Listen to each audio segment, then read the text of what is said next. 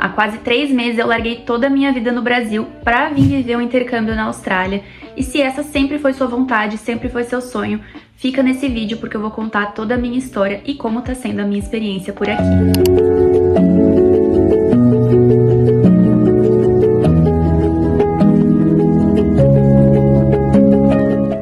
E o primeiro assunto que eu quero falar sobre é por que a Austrália. Basicamente, gente, o único exclusivo motivo é porque a minha irmã mora aqui, veio como eu fazer um intercâmbio de apenas 5 meses e foi ficando. Hoje ela mora aqui há 8 anos. E por conta disso, a Austrália foi o país que eu escolhi. Primeiro, porque ela já mora aqui, e segundo, que me traria muitas facilidades, tanto financeiras como emocionais, com ela aqui no país. E essa decisão não foi do dia pra noite, apesar da minha irmã morar aqui na Austrália. Ela mora aqui há 8 anos e é a primeira vez que eu estou vindo pra cá. Então foi uma decisão muito bem pensada, até porque não depende da gente só querer vir pra cá. Pra quem não sabe, a Austrália precisa de visto pra você entrar no país, então depende também do governo autorizar a sua entrada. Em 2022, eu tentei vir pra cá como turista, justamente só pra visitar o país, visitar minha irmã, mas meu visto foi negado. E desde essa tentativa, eu praticamente cancelei a ideia de vir pra cá e a minha irmã que ia visitar a gente no Brasil. Confesso pra vocês que em 2022, depois que o meu visto foi negado, eu fiquei bem desanimada de vir pra cá, porque eu já tinha colocado muita expectativa em vir visitar minha irmã, visitar o país.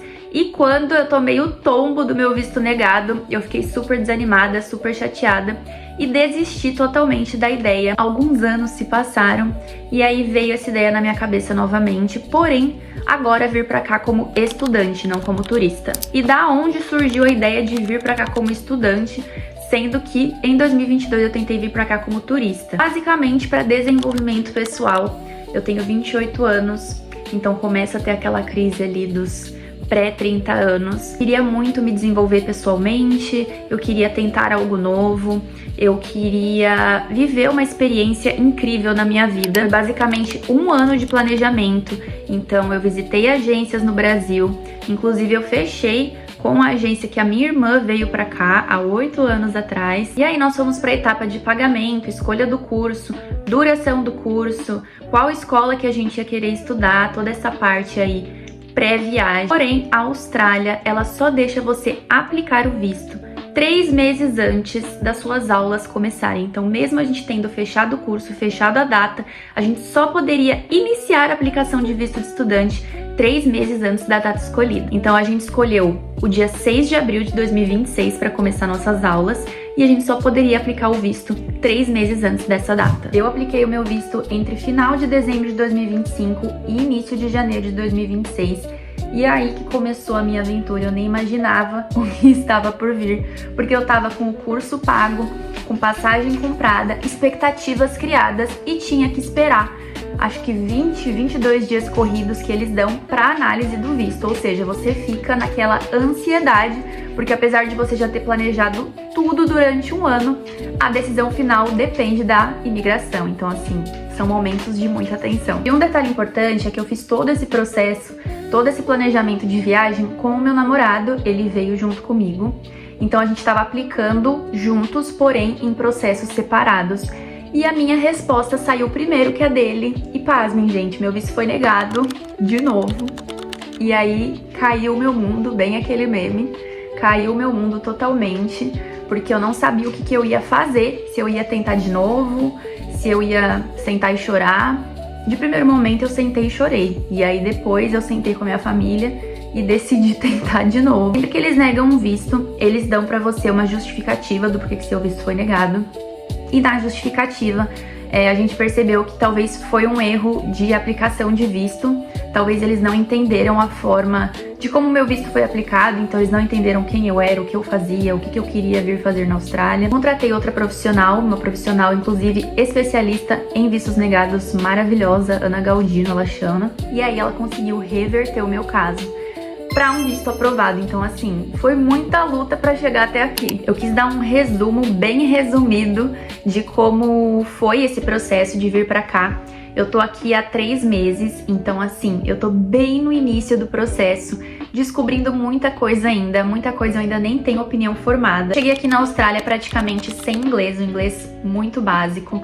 Eu nunca estudei inglês no Brasil, só tive realmente aulas de inglês na escola e era muito fraco, muito fraco. Nunca fiz nenhum curso à parte quando eu tava no Brasil e isso dificultou bastante a minha chegada aqui. Então a primeira dica que eu daria pra você é, se você tá pensando em vir pra cá, se você tem o sonho, tem o planejamento, tente estudar inglês o máximo que você conseguir antes de vir pra cá. Eu entendo que fazer inglês é algo muito caro no Brasil também, mas a gente tem algumas opções gratuitas, como por exemplo o Duolingo, ele é maravilhoso, inclusive eu faço até hoje. Deveria ter feito mais antes de vir pra cá, mas com toda a minha questão de visto negado, por um momento eu achei que eu nem viria mais, eu dei uma boa desanimada, então eu acabei vindo pra cá realmente com inglês muito básico. Mas assim, gente, dá pra se virar. A maior dúvida que eu tinha era, nossa, como que eu vou aprender na escola, sendo que eu não tenho praticamente nada de inglês? Será que vai ter tradução? Será que o professor, ele fala português e ele vai traduzindo? Eu tinha muito essa dúvida e eu já vou falar pra vocês que não. É tudo 100% inglês. O professor não traduz nada, pelo menos na escola onde eu tô. Ele não traduz nada, é 100% inglês e você que se vire pra entender. E falando um pouco da minha experiência pessoal até aqui, todos da minha escola são muito pacientes. Você pode usar o Google Tradutor, eles falam super devagar, então assim, tudo conspira pra você entender e pra você não ficar desesperado. Eles também entendem o limite de cada um, o inglês de cada um. Tem uns que chegam lá sabendo mais, outros que chegam sabendo menos. Inclusive, as escolas, elas separam os níveis de inglês, então eles separam as pessoas por turmas para justamente você conseguir compreender melhor, inclusive, o que você vai estudar. Em toda a didática do livro. Então, assim, o que eu posso dizer para vocês nesses quase 3 meses, não deu 3 meses ainda, que eu estou aqui no primeiro dia que eu cheguei, eu fiquei apavorada, como eu disse pra vocês, praticamente sem inglês. E quando eu percebi que não tinha tradução, não tinha ninguém que falava português, obviamente meu namorado me ajudou muito. Meu namorado, ele sabe um pouco mais de inglês que eu, porque ele estudou inglês no Brasil, então me ajudou demais. Toda hora eu perguntava pra ele, o que tá acontecendo? Então, você ter uma pessoa pra compartilhar também isso no momento é muito bom, você não se sente tão sozinho. Mas a primeira vez que eu entrei na minha sala de aula, porque também teve esse detalhe, eu caí numa sala diferente da dele, porque ele já sabia mais inglês que eu. E eu lembro de ficar totalmente apavorada quando eu comecei a ver os conteúdos e ver todo mundo falando inglês.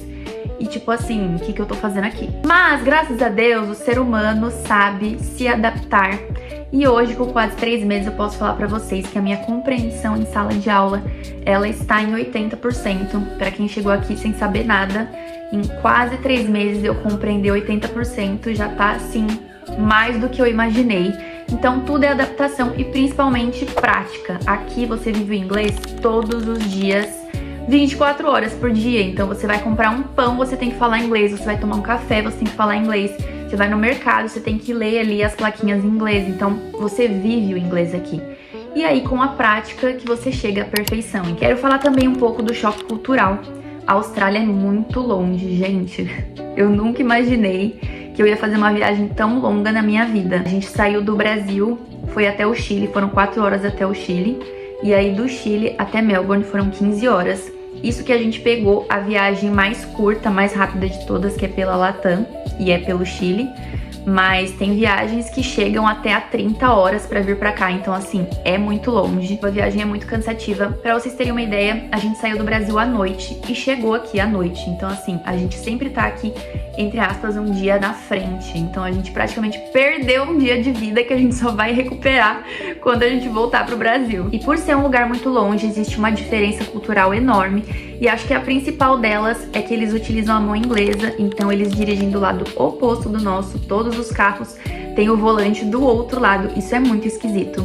Toda hora que eu tava andando na rua, eu via os carros e parecia que não tinha motorista. Ou então muitas vezes no banco do passageiro eu via uma criança e eu falava, meu Deus, uma criança dirigindo o carro. E todas as direções deles são diferentes, então todos os sentidos dos carros nas ruas. Eu morei em São Paulo, então quando você anda de metrô, que você tem que deixar a esquerda livre, aqui é totalmente o contrário, você tem que deixar a direita livre. Então até hoje eu fico cometendo esse erro. eu fico toda hora indo pra direita, pra esquerda, fico meio confusa. Na hora de atravessar a rua também, eu olho pros lados errados. Então, assim, esse eu acho que é o principal choque. Existem outros choques também, particularmente aqui de Melbourne, né, que os restaurantes, as lojas, os shoppings, todos fecham cedo. Isso também é muito esquisito, porque eu que morei em São Paulo, que é a cidade que não dorme, vir pra cá, que também é uma cidade grande, ver que os shoppings fecham, sei lá, 5 horas da tarde é muito esquisito. Também, eu acho que o principal até agora que eu achei super esquisito é que as farmácias fecham, tipo, 9 horas da noite.